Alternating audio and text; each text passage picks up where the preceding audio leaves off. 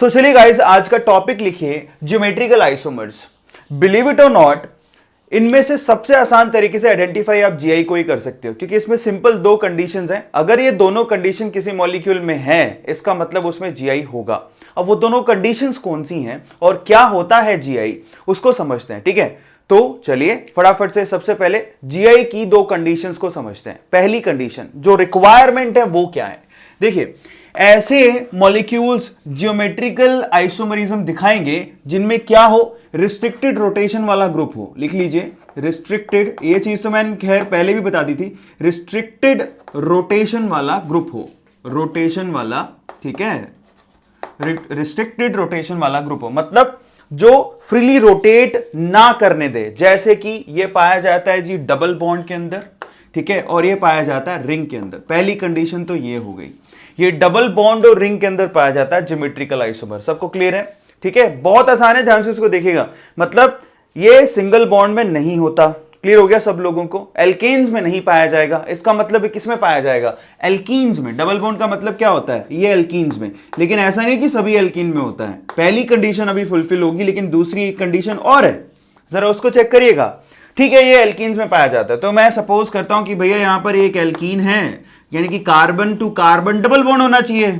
तो second condition क्या है? सेकंड कंडीशन ये है कि आपके पास ये जो डबल बॉन्ड के साथ में कार्बन जो आपको दिखाई दे रहा है, ये वाला कार्बन, क्लियर होता है, इसके साथ जुड़े हुए दोनों ग्रुप डिफरेंट होने चाहिए। The group attach to this carbon must be different. मैं लिख देता हूं, must be different groups attached, ठीक है, लिख लीजिएगा, different group attached to this carbon. ठीक है, बहुत इंपॉर्टेंट है। मतलब इस कार्बन के साथ दोनों जो ग्रुप अटैच होंगे वो डिफरेंट होने चाहिए। सेम इसके साथ भी है, इस कार्बन के साथ भी जो दोनों ग्रुप आप अटैच करोगे वो डिफरेंट होने चाहिए। जैसे कि अगर यहां पर आपने ए लगाया तो यहां पर ए नहीं लगा सकते, यहां पर आपको बी लगाना है। हाँ, ये मजे की बात है कि यहां पर भी आप ए लगा सकते हो, कोई प्रॉब्लम नहीं है। इस कार्बन और इस कार्बन पे यहां पर ग्रुप सेम हो सकते हैं, लेकिन ये वाले ग्रुप सेम नहीं हो सकते। इस चीज को समझिए, these two must be different, ये दोनों मस्ट बी डिफरेंट, ये बस मस्ट बी डिफरेंट। बस यही चीज आपको ध्यान रखनी है। ये दोनों सेम हो सकते हैं, दे मे बी सेम। सबको क्लियर है? दे मे बी सेम और मे नॉट बी सेम, वो चलेगा, उससे कोई प्रॉब्लम नहीं है। लेकिन यहां पर ए के साथ यहां ए नहीं लगा सकते, यहां पर कोई बी टाइप का ग्रुप ही लगाना पड़ेगा। क्लियर होता है? अब मैं एक एग्जाम्पल के थ्रू आपको समझाता हूं, फिर उसमें डिफरेंस भी समझाता हूं। बस ये दो ही कंडीशन है, या तो उसमें डबल बॉन्ड होगा या रिंग होगा। रिंग वाला मैं आपको बताऊंगा, डोंट वरी, लेकिन सिंपल है, रिंग में भी कुछ प्रॉब्लम नहीं है। रिंग भी एक रिस्ट्रिक्टेड रोटेशन वाला आपके पास एक ग्रुप है, तो वहां पर भी जीआई आपको देखने को मिलेगा। मैं एक एग्जाम्पल समझाता हूं जिसमें उसमें डिफरेंस भी समझाऊंगा, ध्यान से उसको देखिएगा। बस अगर आपको ये एग्जाम्पल समझ में आ गया तो आपको जीआई बहुत आसानी से समझ में आ जाएगा। सपोज कीजिए कि मैंने यहां पर एग्जांपल लिया। देखिए, मैंने आपको कहा कि ये रिस्ट्रिक्टेड रोटेशन वाले ग्रुप में पाया जाता है, तो मैंने यहां पर कार्बन डबल बॉन्ड कार्बन वाला एक एग्जांपल ले लिया, एल्कीन वाला एग्जांपल लिया फिर से। अब यहां पर मैंने क्या किया, इस कार्बन की अब दो वैलेंसी बाकी है। एक वैलेंसी तो मैंने पूरी करी है जी COOH ग्रुप से, सबको समझ में आ गया। और दूसरी वैलेंसी सपोज कीजिए पूरी करी है हाइड्रोजन से। मैं एग्जांपल दे रहा हूं, ध्यान से उसको देखिएगा। फिर यहां पर मैंने क्या किया, इसकी एक वैलेंसी फिर से मैंने पूरी कर दी COOH। मैंने कहा था ये ग्रुप सेम हो सकते हैं, कोई प्रॉब्लम नहीं है, लेकिन एक ही कार्बन पे दो ग्रुप सेम नहीं होने चाहिए। मैं उसका लॉजिक बताऊंगा। और यहां से फिर से मैंने आपका यहां पर वैलेंसी पूरा किया हाइड्रोजन से। इस चीज को समझिए।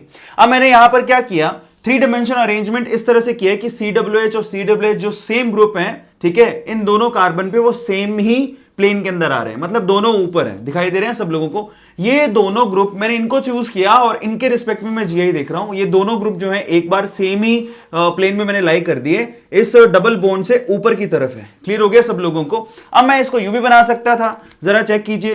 कार्बन डबल बॉन्ड कार्बन, एक बार तो मैंने COOH को इस कार्बन के पास जो था उसको ऊपर लगा दिया, लेकिन इस वाले COOH को मैंने नीचे लगा दिया। ध्यान से उसको देखो, बहुत इंपॉर्टेंट है। क्लियर होता है सब लोगों को? और ये हो गया हाइड्रोजन। ध्यान से उसको देखिएगा।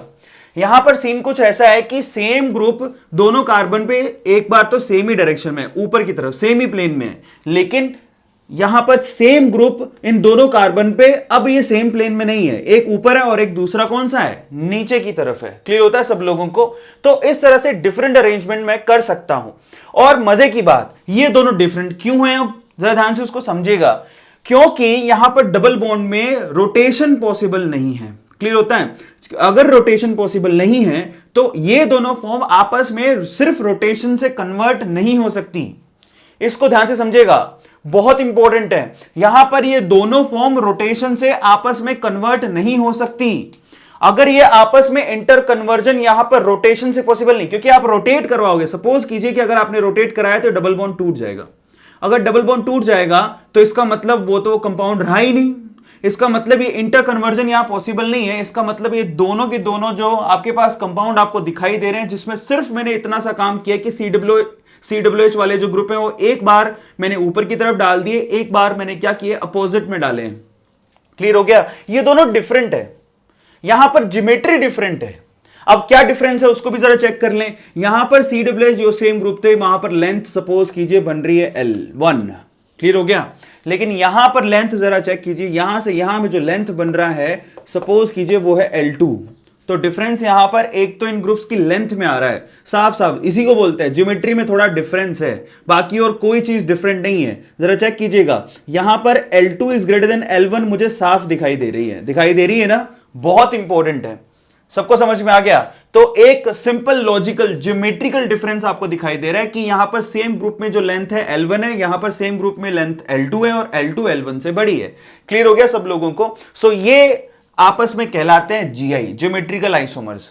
अब मजे की बात देखिए, अगर दोनों ग्रुप आपने सेम प्लेन में रखे हैं, एक ही साथ रखे हैं, तो उसको बोलते हैं सिस फॉर्म। ठीक है? ये GI की कौन सी फॉर्म है? सिस फॉर्म कहलाती है। बहुत इंपॉर्टेंट है, ध्यान से उसको देख लीजिएगा। क्लियर होता है? लेकिन ऐसा नहीं कि इसमें लेंथ का ही डिफरेंस होता है, डिफरेंसेस और भी आ जाते हैं, मैं आपको भी समझाऊंगा। लेकिन एक डिफरेंस तो साफ साफ यहां स्ट्रक्चर पे ही दिखाई देने लगता है, दैट इज यहां लेंथ L1 है, यहां L2 है, तो L2 is greater than N1, length में डिफरेंस आपको मिलेगा। क्लियर हो गया? और इस फॉर्म को बोलते हैं जी हम लोग ट्रांसफॉर्म। ठीक है? ट्रांसफॉर्म, ध्यान से उसको समझ लीजिएगा, ट्रांसफॉर्म। ध्यान से उसको देखिए, यहां पर जब दोनों मेन ग्रुप जिनको आपने चूज किया है वो एक दूसरे के अपोजिट, एक ऊपर की तरफ प्लेन में है, एक नीचे की तरफ प्लेन में, तो इस फॉर्म को हम लोग ट्रांसफॉर्म बोलते हैं। तो एक कहलाता है जी सिस फॉर्म और दूसरी फॉर्म कहलाती है ट्रांसफॉर्म। अब कितना आसान है, सिर्फ दो ही होते हैं। क्लियर हो गया?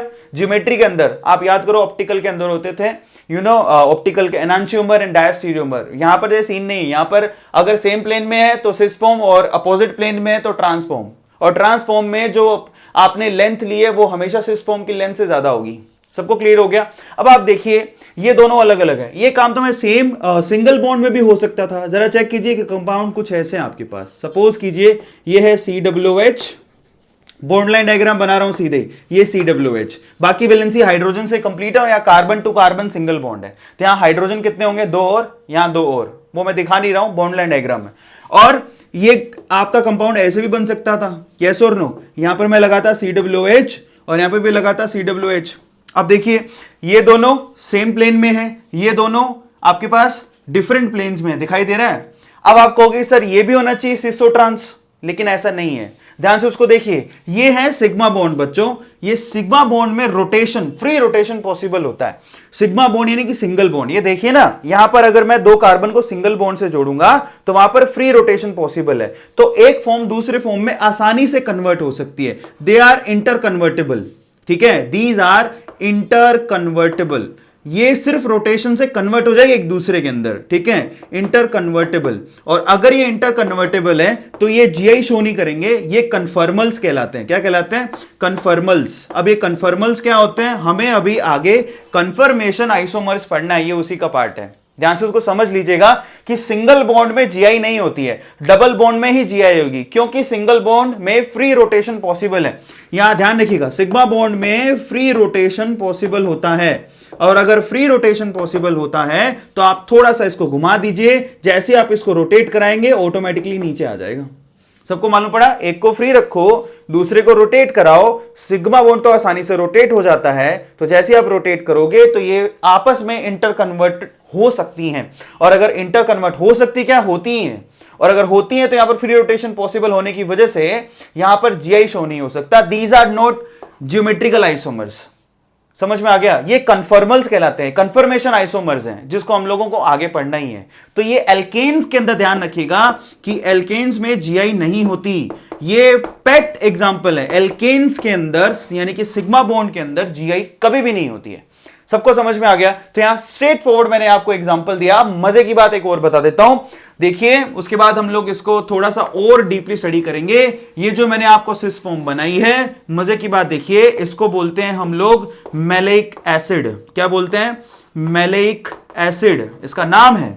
जो आपने यहां पर सिस फॉर्म बनाई है ऊपर वाले कंपाउंड की, उसको हम लोग मैलेइक एसिड कहते हैं। जबकि ये जो फॉर्म आपने बनाई है, ध्यान से इसको देखिए, ट्रांसफॉर्म दिखाई दे रहा है सब लोगों को, इसको हम लोग फ्यूमेरिक एसिड कहते हैं। इनका नाम लिख लीजिएगा, अब इनका नाम भी अलग अलग है, फ्यूमेरिक एसिड। आप देखिए, क्योंकि यहां पर ज्योमेट्रिकल आइसोमर पाए जाते हैं, दोनों जो आपके पास कंपाउंड है, दोनों मॉलिक्यूल सेम नहीं है। एक मैलिक एसिड कहलाता है जबकि दूसरा फ्यूमेरिक एसिड कहलाता है। अब इनमें और क्या क्या डिफरेंस है लेंथ के अलावा, वो मैं आपको थोड़ी देर में बताता हूं। बट सिस फॉर्म को हम लोग मैलिक एसिड कहते हैं और इस कंपाउंड की ट्रांसफॉर्म को हम लोग फ्यूमेरिक एसिड कहते हैं। सबको समझ में आ गया? एक बार दोबारा से मैं यहां बता देता हूं। देखिए, ज्योमेट्रिकल आइसोमर की सिर्फ दो कंडीशन है। पहला तो रिस्ट्रिक्टेड रोटेशन होना चाहिए, यानी कि यहां पर डबल बॉन्ड और रिंग में पाया जाएगा, ट्रिपल बॉन्ड में भी होगा, फिर ट्रिपल बॉन्ड में नहीं होगा। क्यों नहीं होगा? क्योंकि सेकंड कंडीशन ट्रिपल बॉन्ड में फॉलो नहीं होती है। क्योंकि ट्रिपल बॉन्ड अगर आपने लगा दिया तो यहां पर सिर्फ एक ही ग्रुप होगा, दूसरा तो होगा ही नहीं। इसका मतलब ये डबल बॉन्ड और रिंग में पाया जाएगा। उसके बाद यहां पर अगर डबल बॉन्ड है तो इस कार्बन के साथ जो दोनों ग्रुप जुड़े हैं वो डिफरेंट होने चाहिए। यहां पे सेम हो सकते हैं, लेकिन ये इसी सेम कार्बन पे दो ग्रुप डिफरेंट होना चाहिए, दूसरी शर्त है। और फिर मैंने आपको एग्जांपल दिया, इस फॉर्म को जब दोनों ग्रुप सेम डायरेक्शन में आते हैं तो सिस, अपोजिट डायरेक्शन में आते हो ट्रांस। इनकी लेंथ अलग अलग होती है। ट्रांस में जो सेम ग्रुप की लेंथ है वो ज्यादा होती है एज कंपेयर टू सिस। इसको हम लोग मैलिक एसिड बोलते हैं, इसको फ्यूमेरिक। और कौन से एग्जांपल है उसको समझेंगे और साथ ही साथ हम और भी देखेंगे कि कौन से डिफरेंसेस और भी होते हैं। सो ये है जीआई का इंट्रोडक्शन। आई होप आप लोगों को अभी तक समझ में आया होगा। अब हम क्या करने वाले हैं कि और डिफरेंसेस क्या होते हैं और ये एग्जांपल और बताऊंगा। सिर्फ मैंने यहां पर एक ही एग्जांपल अभी आपको दिया है, और एग्जांपल कौन से हैं जो जीआई शो कर सकते हैं, उसी को हम लोगों को आगे देखना है। टिल देन फटाफट से इसका स्क्रीनशॉट ले लो। ले लिया? फटाफट से लीजिए, उसके बाद आगे चलते हैं। ले लीजिए।